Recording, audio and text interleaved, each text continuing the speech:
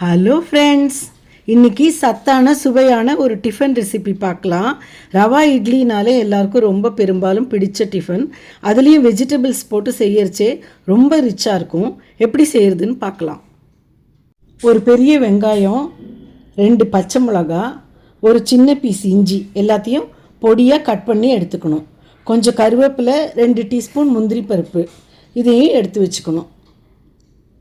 இப்போது ஒரு கடாயில் 4 டீஸ்பூன் எண்ணெய் விட்டு கடுகு, உளுத்தம்பருப்பு, கடலைப்பருப்பு எல்லாத்தையும் தாளிச்சிட்டு முந்திரி, பச்சை மிளகாய், இஞ்சி, வெங்காயம், கருவேப்பிலை எல்லாத்தையும் சேர்த்து வதக்கிக்கணும்.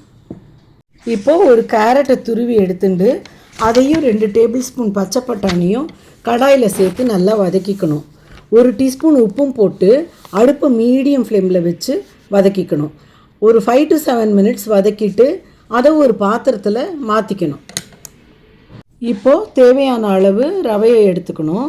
நான் இங்கே ஒரு 125 ml கப்பால் 1 கப்பு ரவை எடுத்துட்டுருக்கேன். இதை ஒரு கடாயில் ஒரே ஒரு ஸ்பூன் எண்ணெய் விட்டு வறுத்துக்கணும். அடுப்பை மீடியம் ஃப்ளேம்லேயே வச்சுக்கணும். ரவை ரொம்ப செவந்துடவோ கருகிடவோ கூடாது. இப்போ வறுத்த ரவையையும் காய்கறி வதக்கினதோடு சேர்த்துக்கணும். 5 மினிட்ஸ் ஆற விட்டுடணும். ஆறினதும் ரவை காய்கறி கலவை நல்லா கலந்து விட்டு தயிர் சேர்த்து மிக்ஸ் பண்ணணும்.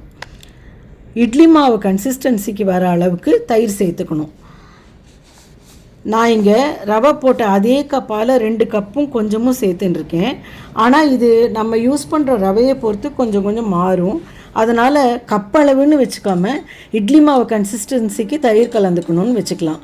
தயிர் கலந்துட்டு 3 டேபிள் ஸ்பூன் பொடியாக நறுக்கின கொத்தமல்லியும் சேர்த்துக்கணும். உப்பு ஏற்கனவே நம்ம காய் வதக்கரிச்சே போட்டிருக்கோம். அதனால் இப்போ தேவைப்பட்டால் கொஞ்சம் சேர்த்துக்கலாம். இந்த கலவையை அப்படியே 5 மினிட்ஸ் வச்சுருந்துட்டு 5 நிமிஷத்துக்கு அப்புறமா இட்லி தட்டில் ஊற்றி 10 நிமிஷம் வேக விட்டு எடுத்துக்கணும். சுவையான வெஜ் ரவா இட்லி தயார். இது கூட ஒரு தேங்காய் சட்னியோ வெங்காய சட்னியோ சேர்த்து சாப்பிட்டா செம்ம டேஸ்ட்டாக இருக்கும். என்னோட தக்காளி வெங்காய சட்னி ரெசிபி டிஸ்கிரிப்ஷன் பாக்ஸில் கொடுத்துருக்கேன், அதையும் பாருங்கள். Bye friends.